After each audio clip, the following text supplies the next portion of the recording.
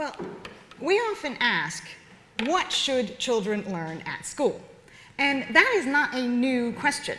That is something that has been debated for thousands of years, and one of the most famous examples, famous answers to it, was given by an ancient king who said, in slightly more sexist language, that children should learn that which they will use when they grow up.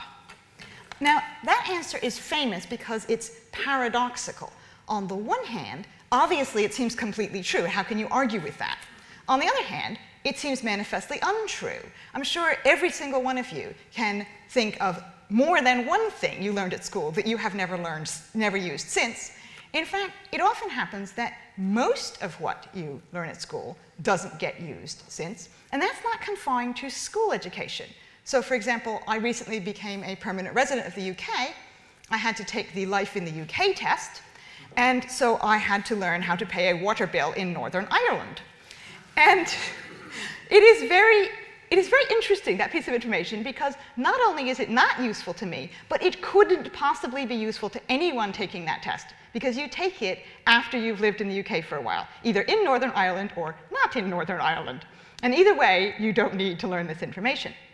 So I think what's really going on with education is that the people who mandate the provision of education have their own interests of what people should learn, and that is what is governing what people get taught. And I think this is particularly true with education provided by a state. The state has the interests of the state at heart, not the interests of the individual. And that's really useful for looking at other societies, because you can find out what a society values by looking at their education system. Except that you can't find out everything, because, for example, if you look at our education system, you would say, okay, 21st century British society values literacy very highly. That would be right. 21st century British society does not value knowledge of foreign languages. That would also be right. And then you could also say 21st century British society does not value toilet training because it's not taught at school. Now that would not be right. The reason there's no toilet training at school is that parents can be relied on to do this themselves. If that changed, if large numbers of children started turning up in nappies, then school education would adapt, because we all agree that this is something adults should know. Now, as that example suggests, by education, I don't just mean academic subjects. So, for example, Mozart learned music as a child. That was education. A child on a farm might learn how to milk cows. That's education. And when it comes to the ancient Greek world, that's important, because from an ancient Greek perspective, the really important part of education is military training. And that's because there's a kind of Darwinian selection system of educational systems in the ancient world. And what it selects for is military training. Because in the 5th century BC, ancient Greece is a whole bunch of little cities, and each city is an independent state, and they're always fighting with each other. And if your education system produces warriors who can defend the city, you survive. And if it produces warriors who can't defend the city, you don't survive, and then whatever else was in your education system, no matter how good it was, it doesn't matter, because you're not there anymore. So,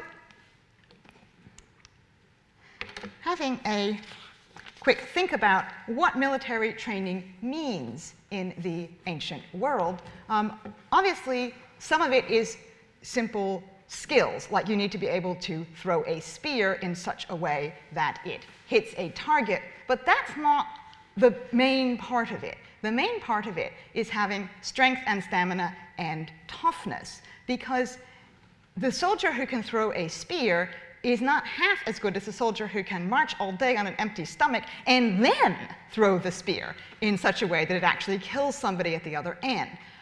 That's a much harder skill to develop in your populace than simply the ability to hit the target in the first place, and therefore it's much more appreciated.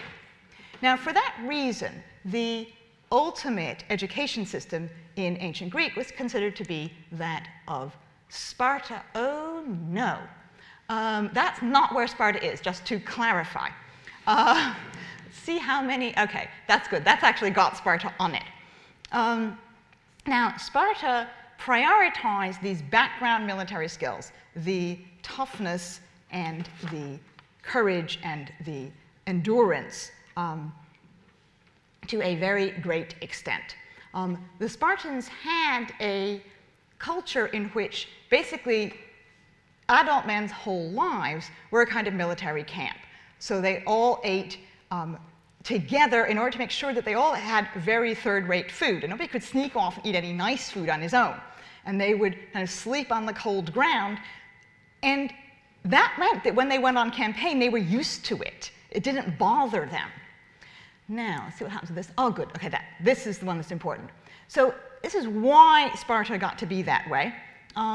Originally, the bit that's shaded red is what Sparta was.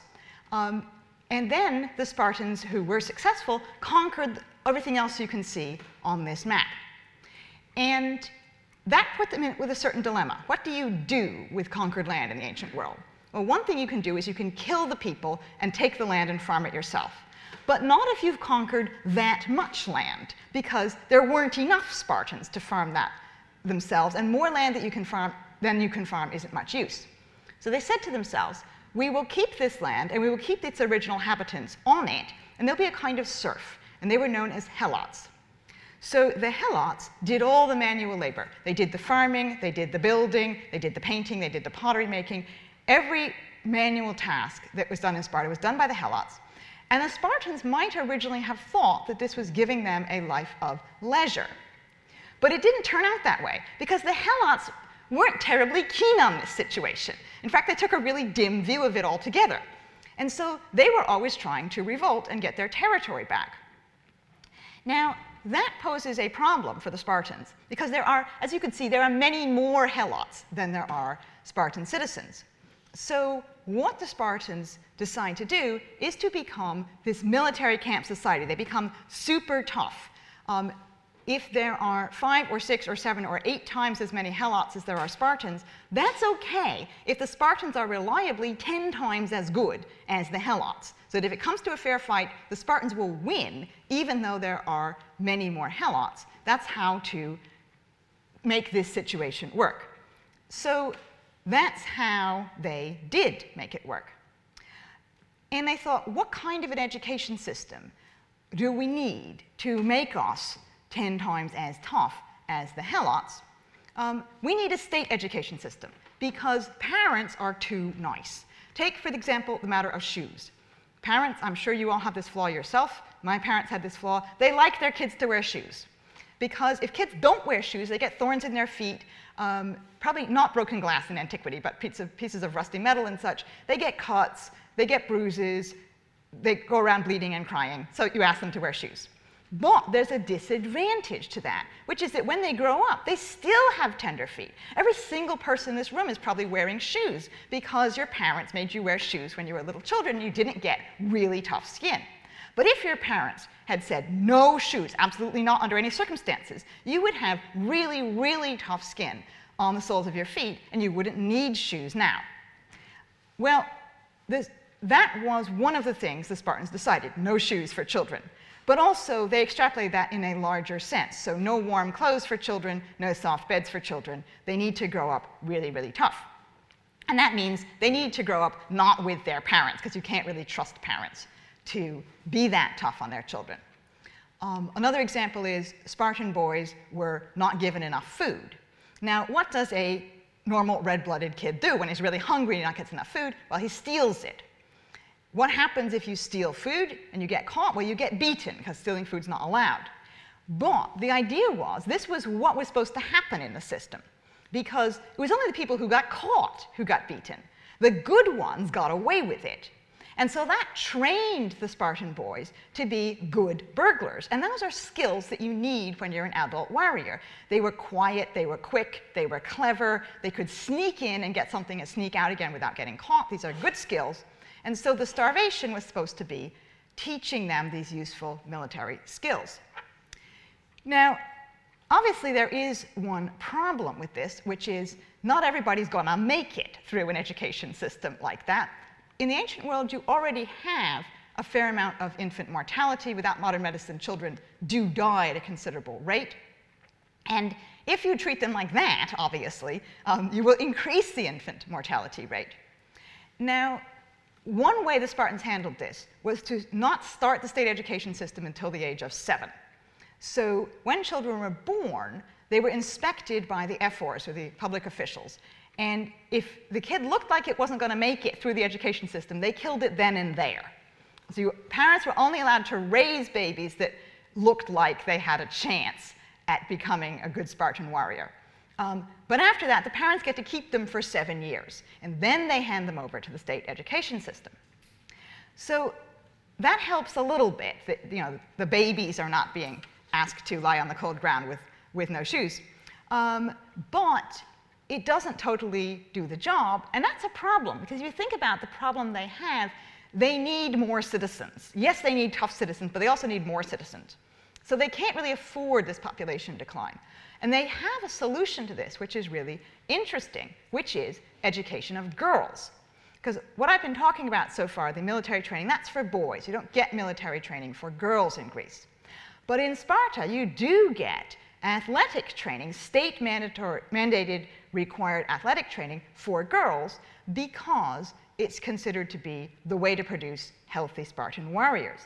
And that's because women in Greece have a completely different set of roles from what men have. So men, they conduct public business, they go to war, they do the farming, they do the commerce. All the things they do are outside the house.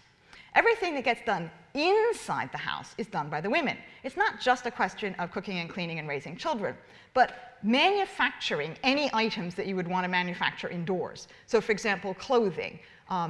The men deliver the raw wool to the women, and they have to card it and spin it and weave it before they can sew it into clothing. And any other tools that need to be made indoors, they're made by the women. Now that, of course, requires tremendous education, and it's absolutely essential for the society, but like toilet training today, it's not taught by the state because the parents can be relied on to do it themselves because they want their daughters to be useful. So the daughters are sitting at home in most of Greece, learning all of these skills. They don't go outside because there isn't any part of their education that happens outside. And Greek houses are small, they are crowded, and you can't get any exercise if you're indoors all the time. So Greek women end up being not terribly healthy because they don't have any exercise. And that, in the ancient view, is why Greek women have a tendency to die, for example, in childbirth. Lots and lots of women die in childbirth. And we know now that they were actually right. Exercise is good for people. And both the woman is more likely to live through pregnancy and childbirth, and the children are more likely to be healthy, in fact, if the mother is healthy during pregnancy. They were absolutely right about this. So the Spartans decided that what they needed was athletics training for girls. Now, in the ancient world, exercise means nudity. And there's a good reason for that, which is that Greek clothing looks like that. If that's what you're like when you're dressed, you can't really run around very effectively while wearing it. And if you do try to run around, you will rip it. And then whatever woman is in charge of making your clothing is going to be really cross with you because she's going to have to make the entire piece of cloth from scratch before she can make you a new garment. So the Spartan girls were all running around naked, and this shocked the rest of the Greeks because, well, they thought it was fine for the men to run around naked. They were not keen on the idea of women running around naked. The Spartans said, hey, this has a good side, which is it will cause all the men to want to get married, and if we have a serious population problem, we need to make sure that all the men get married. Now, at this point, you may be wondering whether education in the modern sense of the term of academic subjects actually had any place in the Spartan curriculum at all. And you might be thinking it didn't, because the Spartans are known for being a bit on the Philistine side. But that's not true.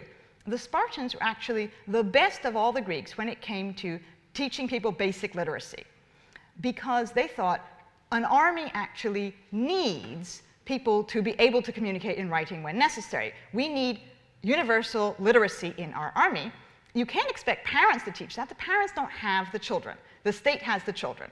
So you have universal, free, state-provided literacy training for all the Spartan male citizens. It's by far the earliest time in the Western world that that happened. Of course, the bad side of this is that universal literacy training was caused by a need to perpetuate a slave society. But still, it existed. We know also that some of the girls were taught to read and write. We don't know what percentage of the girls. That bit is very murky. So it's all the boys, and either perhaps all the girls, or most of the girls, or some of the girls are also taught to read and write. It's not just basic literacy. We know they read the Homeric poems, and they do some music because the Spartans are quite good at choral song. So there is something beyond basic literacy, but they're not, spending large chunks of time writing literature. We don't have Spartan literature from this period.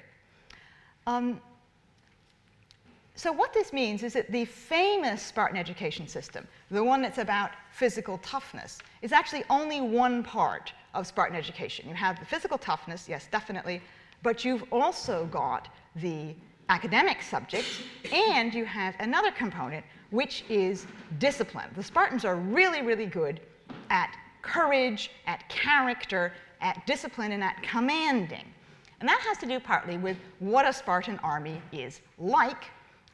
They are hoplites. They fight in a formation. Now, I think you can see, if you're trying to attack this, you have a real problem, because long before you get as far as the people, you've got to deal with all those spears. And this formation can move as it chooses, but only because all the people in it have been really, really well trained about how to move in formation, how to be exactly where they need to be, and also because all the people commanding it have been really well trained in how to give commands that will cause this unit to be able to move without breaking up. Because I think you can see that if anybody gets the slightest bit confused on what he's doing, this unit will disintegrate in a really bad way. So let us find out what will happen to the PowerPoint when we move on to the other Greek superpower, which is not where it says it is. I'm aiming for Athens, which, well, is this plane not visible? Any rate, Athens. Imagine Athens. Athens was the other superpower of the Greek world. It was in many ways the antithesis of Sparta. The Spartans are disciplined, they're hierarchical, and they're not into art and literature. The Athenians are chaotic, ungovernable, democratic, and they produce some of the greatest art and literature that the Western world has ever seen. But what they have in common is important as well. They are the two big superpowers of the ancient Greek world. It's like Russia and the US in the 1950s. Now, because they had a totally different society, they also had to have a different military. That hoplite formation that you saw for the Spartans, that takes money, because you have to have all those weapons. Every Spartan owns a complete set of bronze armor, which is very expensive. It all has to be made by hand, and the bronze itself is forged by hand. That's all very expensive. Now, because they have all these hoplites, they can afford that. But some Athenians can't afford that. There are rich Athenians, there are poor Athenians. So the Athenians have a navy, because anybody can be a rower. The rower doesn't need any equipment at all. Okay, obviously, you need a ship. But the state can provide the ship. They tax the rich people. The rich people have to provide so many ships. And then the other people just turn up. Anybody can turn up and be a rower. So when Athens wants an expedition, they can just build some ships and train some rowers, and off they go. They don't have to worry about whether people have the money to participate properly. So a navy is a quintessentially democratic military force in the 5th century. And that doesn't mean it doesn't take any training to be in the Navy. It's actually quite complicated. Now, I know that's an ancient depiction. It's not that easy to see. This is maybe clearer about what a trireme is like. And the important things are two things. One, that's the ram. That's a solid bit covered with metal. And the object of the game is that you are rowing with all these oars. And you can see there's 3 banks of oars. There's this bank, there's that bank, and there's a 3rd bank below. And you row with those oars, and you try to crash this ram into the side of somebody else's ship. It'll come out below the waterline, it'll punch a hole, and the other ship will sink. That's what a naval battle is about. So you've got 3 rowers at each point. You've got one sitting here, and one sitting there. and they all have to be entirely coordinated. I know modern rowing already requires coordination because you've got four oars in a row, but at least you don't have oars below you and oars above you. Here you really have to be exactly precise about pulling that oar, because if you don't, you'll snag with all the other oars and the boat is not going to move. So they do have to do a lot of drilling, a lot of practice. It's very similar in some ways to what the hoplite army has to do, but it isn't as difficult. They can do it in a couple of months. We've got references in the plays of Aristophanes to people complaining about their blisters and how sore they are from their rowing training. But they know if they keep at it, they've got a good navy. But a navy is not enough to keep a city completely safe, unless you're an island. Then you can do with just a navy. But Athens is not an island. In fact, it's not even directly on the sea. So they need a land army. And the land army does include hoplites, because some Athenians have the money to have hoplite armor. If you don't have the money to have hoplite armor, you might be, say, an archer, which is cheaper. And all these people have to train as well. So they have something called the ephebeia, which is the military training. You have 2 years, roughly from 18 to 20, when it's like military service in modern countries that still have military service. You go away from home and you get state-sponsored military training for 2 years, and the state has a standing army consisting of those 2 years of its male population. And then when you finish the ephebeia, you keep all your armor, you keep your weapons, you hope desperately you don't get so fat you can't fit into your armor, and you're on call. It's a bit like Switzerland. So if the enemy invades, all of the adult men can be called up, and they're already trained because they've been through the ephebeia, and they can just turn up with their weapons and fight. But in Switzerland, just because they have this military training, it's not a substitute for school.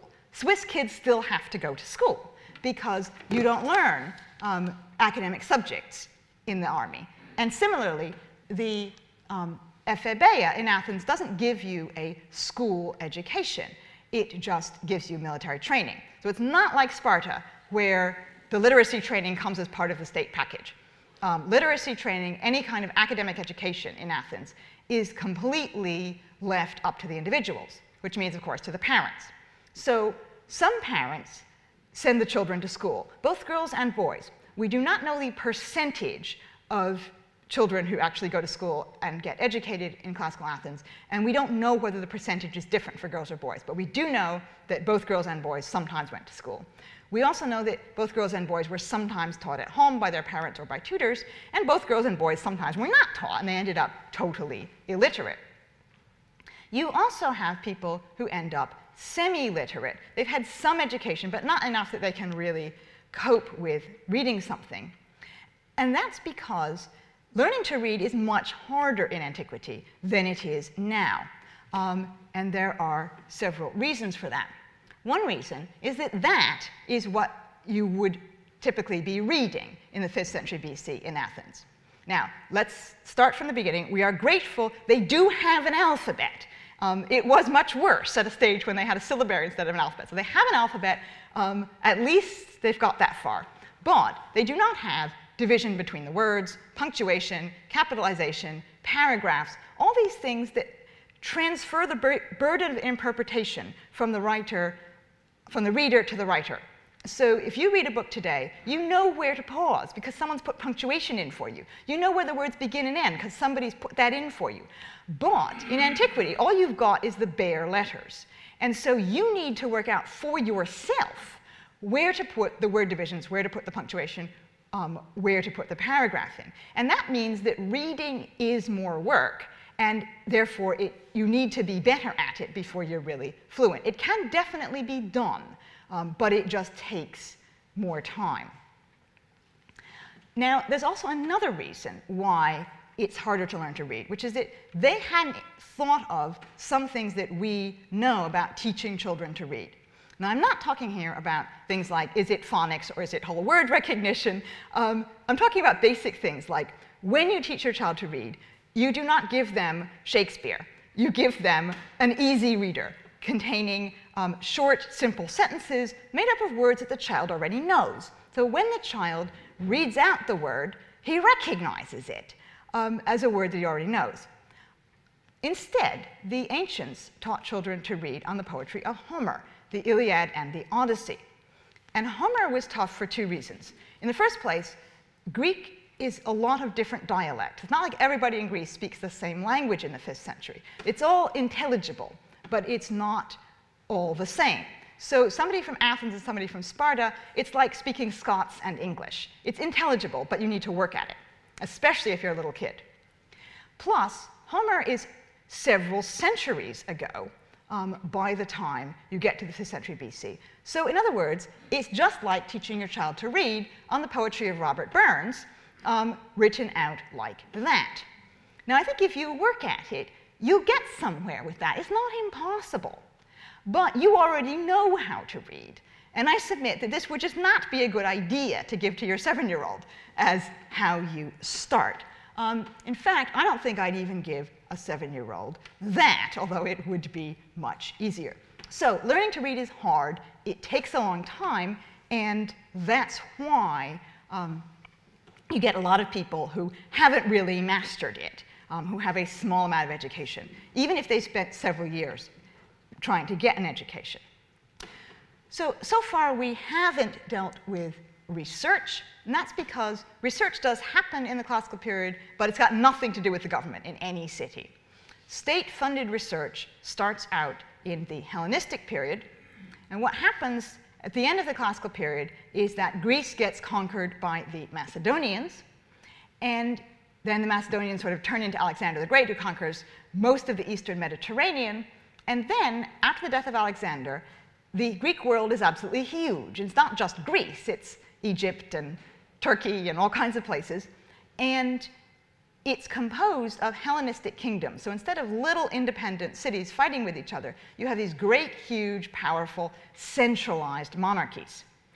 And along with that goes lavish state spending, including state spending on research. And some of that is for purely practical reasons. So, for example, you have Archimedes in Syracuse, who developed mirrors where you could concentrate the light of the sun and set fire to attacking enemy ships.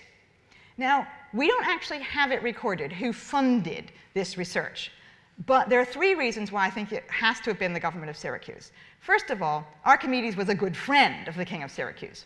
Secondly, the king of Syracuse was the main beneficiary from his possessing good military technology. And third, it would actually have been very expensive to do this research because you would need to build these prototype mirrors. Mirrors are made out of metal in this period. They don't have the glass mirror yet.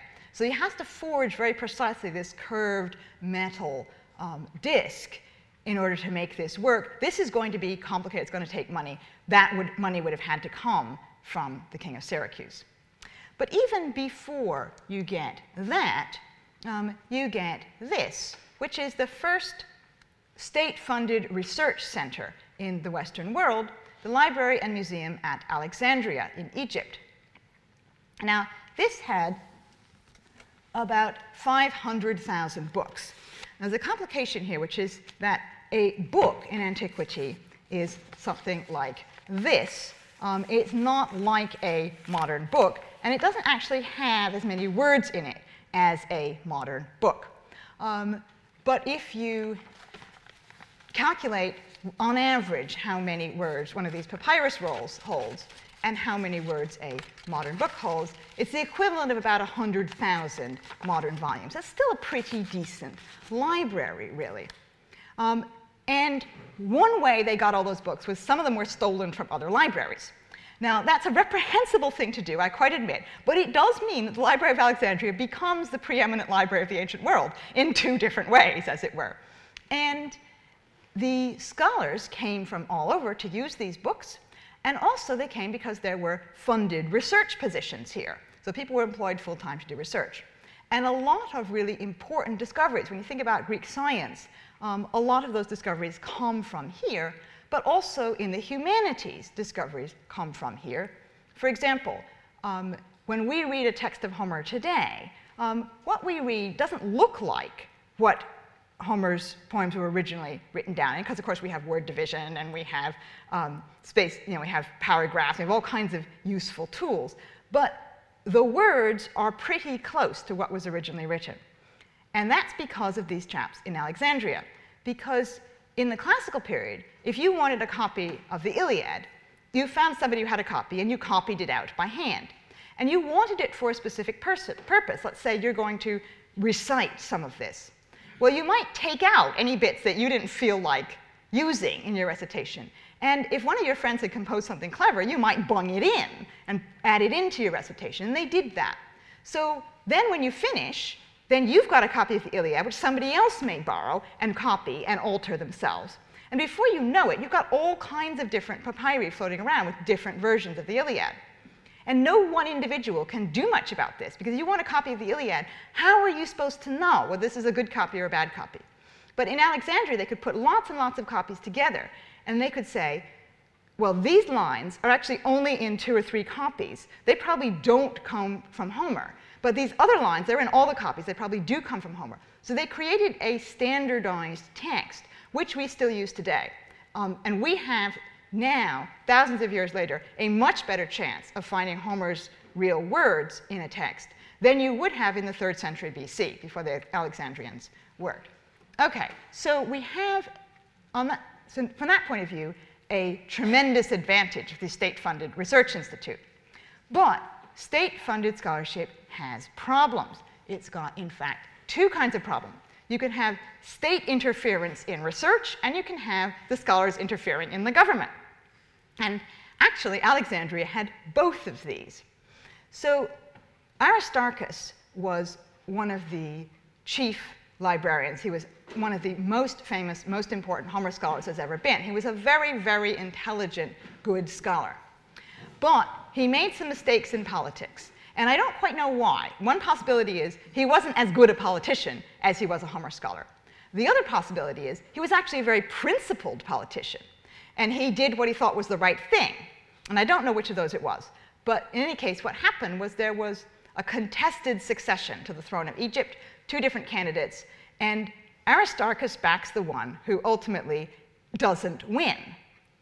And when the one who does win, he takes revenge by expelling Aristarchus and the other scholars from the library and the museum. And they do not get to take the books with them. So off they go, forlorn chaps, driven out of their funded research positions and their world-class library. And Alexandria recovers from that quite quickly, because pretty soon other people are appointed to those funded research positions. The library remains. Alexandria isn't terribly damaged. What's interesting is what happens to the rest of the world. Because all these great scholars, the greatest scholars the world had ever known, go pouring out into the rest of the ancient world. And they found other research centers everywhere they go. And so suddenly you have Alexandrian scholarship in Rome, in Greece, in Turkey, all over the ancient world. You have these other scholarship centers springing up. And it's actually via those, often, that we end up having the knowledge the Alexandrians produced. It's not always directly from Alexandria. So what that means is that while the state funding for the research center was vital in producing learning, stopping the state funding was also vital for producing the learning. Moral of the story appears to be the actual effect of state funding is very unpredictable. On which note, let's go back and think about the effect of the education systems in Athens and Sparta. Now that we know kind of what they did, how well did it work? Well, obviously, when you're judging how well something works, you have to ask what is the criterion of working.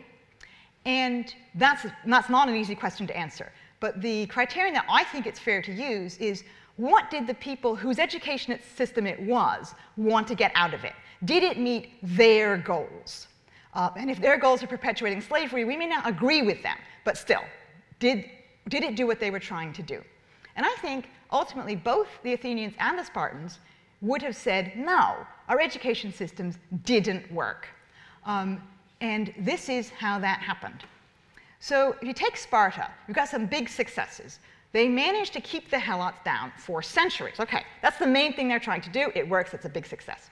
2, they are the ancient world's best warriors. Again, that's something they're trying to do. It works well. It's a huge success.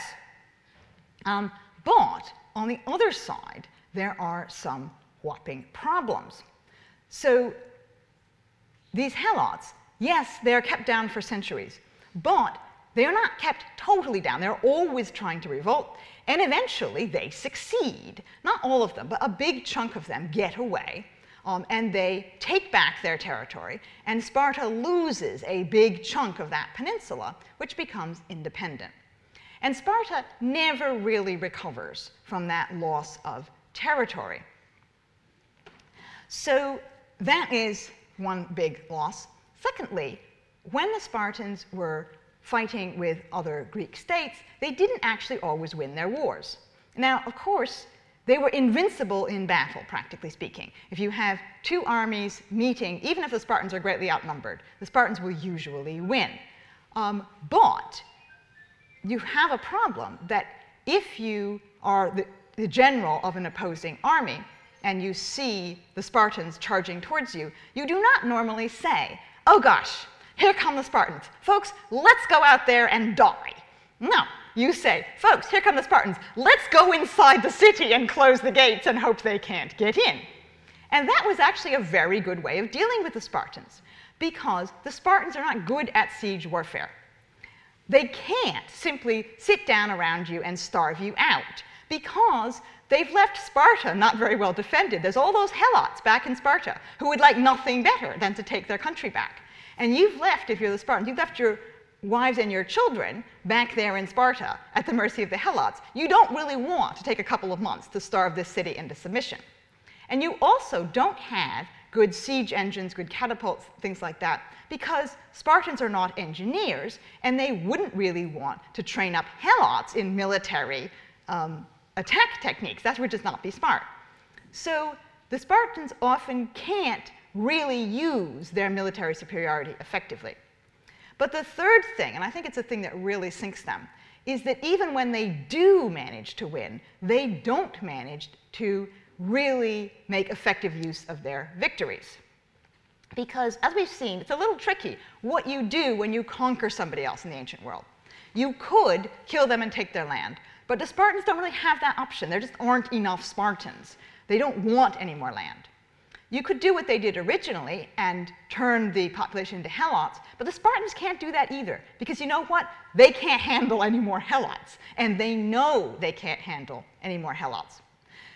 Well, if you were another Greek city, what you'd do is you'd loot the conquered city, and you'd bring back all its treasure to your city. Spartans can't do that either, because they're not allowed to have treasure. So, what happens to the austere lifestyle of Sparta if they come back with all kinds of gold and silver? You're not even allowed to have gold and silver in Sparta. It'll be a disaster. So all they can really do is leave a garrison or a governor in the conquered city to make sure that that city behaves itself in the future and doesn't do anything that will annoy Sparta. But that turns out not to work really well either, because Spartans are very corruptible when they're away from home. Just picture a bunch of people. Since they were 7 years old, these people have not had a good night's sleep in a normal bed. They have not had a nice meal. They have never seen a theatrical performance. They've never seen a work of art.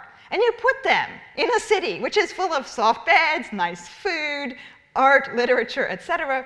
They don't want to go home afterwards. And if they do go home, they tend to want to bring some of this stuff with them, which is exactly what the Spartan state does not want happening. So leaving a garrison is really dangerous for Sparta. And therefore, they have real trouble making any use at all of any victory. Now, you could say, that's not the fault of the education system. That's just human nature. There's a limit to what you can do.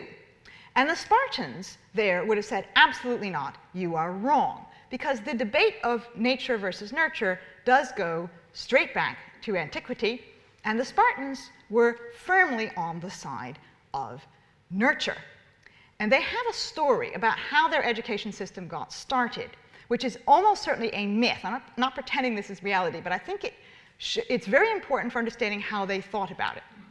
So the Spartan education system is founded by Lycurgus, their lawgiver, their very early king. And Lycurgus came to the assembly of the Spartans and he said, okay, we have a real problem with these helots.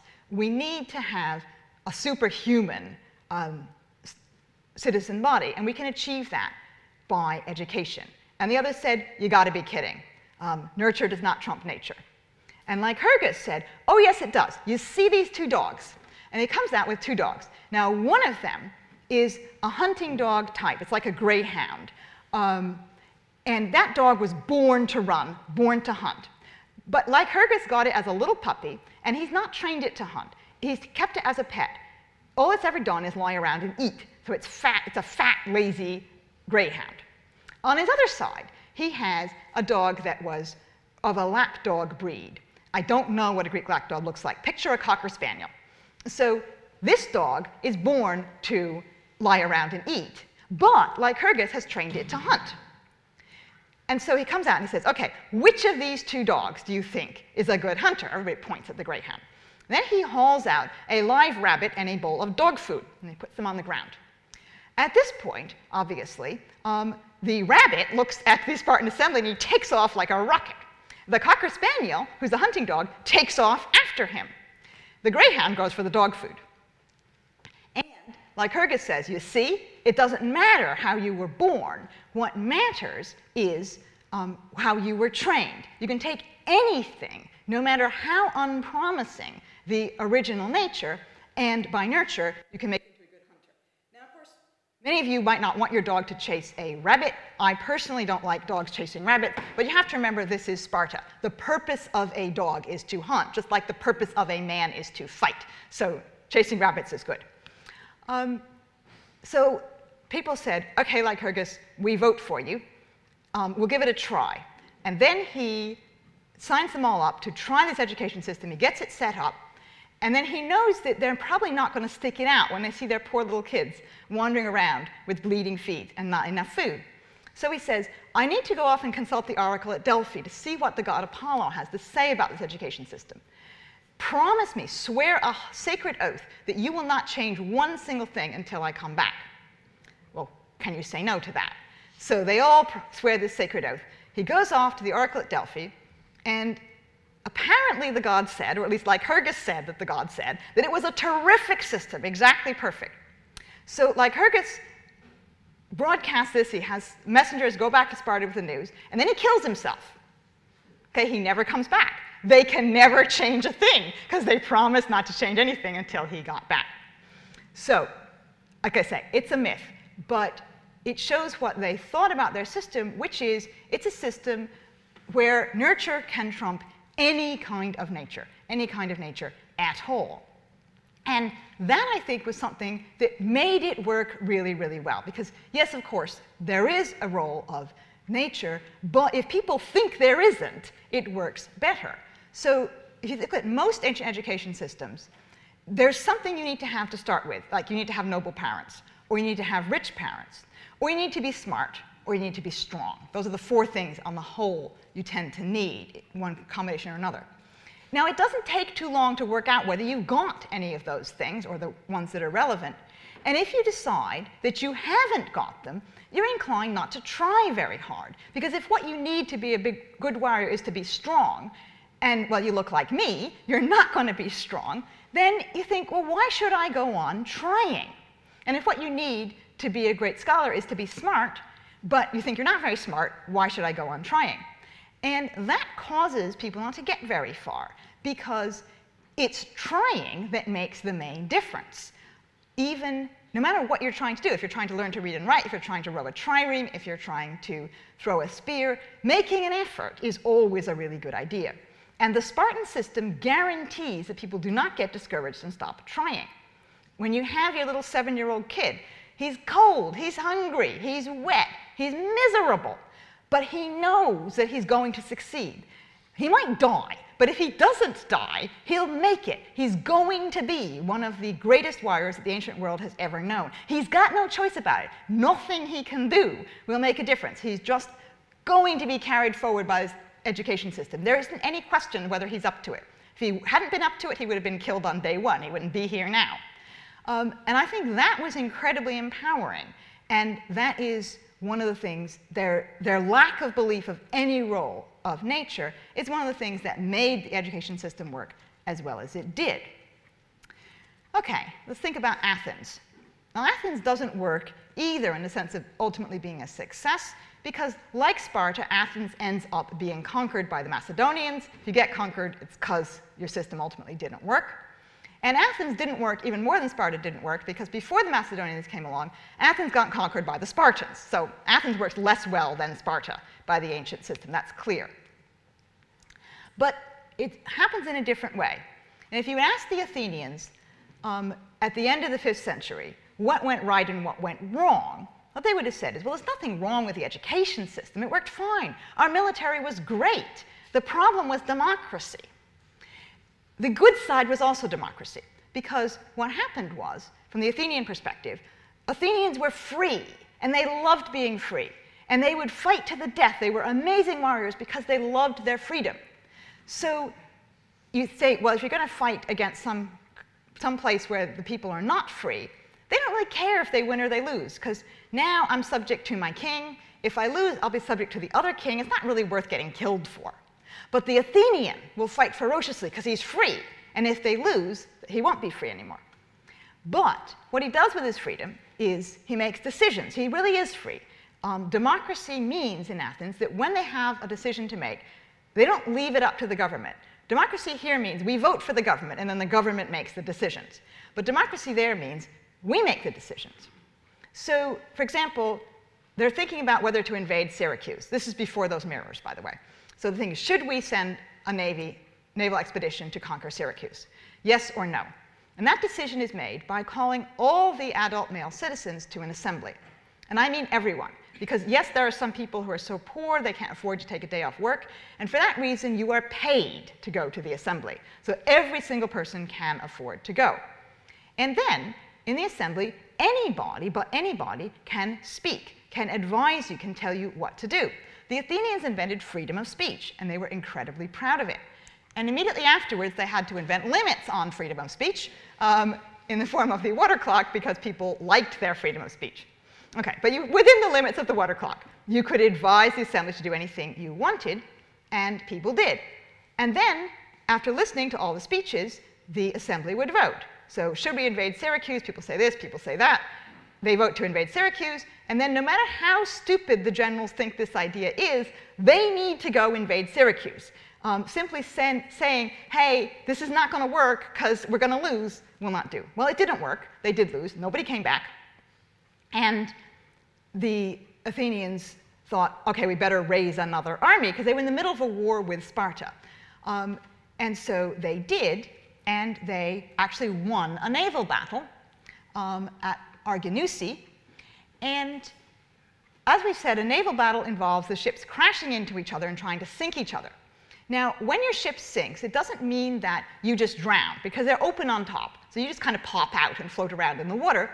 And the ship is made out of wood, so you've got wreckage to cling to. Obviously, some people drown, particularly if another ship runs over you. But on the whole, you're not going to drown just because your ship sunk. And at the end of the battle, the winners go around and they pick up all the survivors clinging to the wrecks. And if they're on their side, they take them home to their families. Well, after Arginusi, there was a big storm brewing. And the generals said to themselves, we better not stop to pick up the people on the wrecks, because if we do, our ships will be caught by the storm and they may be sunk, and we'll lose not only the people on the wrecks, but also the people in the ships that are still okay. And this was true. So they took the fleet to safety in a harbor. Storm came along, everybody on the wrecks drowns. So news gets back to Athens, both of the victory and of the drowned people. And as often happens in a democracy, people were furious because their relatives were dead. This still happens today. We don't like military casualties in a democracy. And unlike us, they could do something about it. So an assembly was called, and people made lots of speeches, and a decision was made to execute all the generals responsible for not picking up the people on the wrecks. Now, this was something that fell in the category of an even worse decision than invading Syracuse. It was colossally dumb, and shortly afterwards, Athens lost the war to Sparta. And thinking about it, after they'd lost the war, they thought, crumbs, this was this was so dumb because we were so much better than they were, and yet we made these terrible decisions. What happened? What was wrong with our system? And they thought it was the people who were clever speakers. Because in Athens, when you're making a decision like whether to invade Syracuse, you, the members of the assembly, you don't actually have the facts, right? How are you supposed to know? You're an Athenian farmer. You don't know what kind of military force you need to have to conquer Syracuse. You have to expect the people who are speaking to you to have that information, to be able to give you the grounds for making a good decision. But you can't tell whether they've got the information. And so people who made speeches to the Athenian assembly didn't make a big effort to be well-informed, because after all, the people they were talking to couldn't tell if they were well-informed. Being well-informed didn't get you anywhere with the assembly. What got you somewhere was being a persuasive speaker. So there was a big premium in learning to be a persuasive speaker. People studied rhetoric, they studied speaking. They became very good at being persuasive speakers, and that made the whole situation worse, because you get a whole bunch of people who have no clue being manipulated by persuasive speakers. So the Athenians think, okay, that's the problem. What shall we do? We'll execute Socrates, they said. So they execute Socrates, which fell in the category of another bad decision, because, of course, executing one elderly teacher is not going to solve the problem. Now, that's even leaving aside the issue of whether or not Socrates was a teacher who was part of the problem. Many people, such as Plato and Xenophon, think he wasn't. But even if you assume he was the problem, that was not going to solve it. There were lots of other teachers. You can't stop education by executing teachers. Even executing all the teachers would not have stopped education, because you could always send your son abroad to be educated, and sometimes they did. So Athens blundered on, and Sparta blundered on, and soon we get the Battle of Chaeronea, and Macedon just takes over. And then Athens really does stop and think. They think, Christ, okay, this isn't just humiliation. So when Athens lost the war to Sparta, that was just humiliation, because you know what? The Spartans couldn't make good use of the victory. So Athens isn't really damaged. They don't really lose their freedom very much, because Sparta can't do much with the victory. But the Macedonians are different. They can do something with a victory, and they do.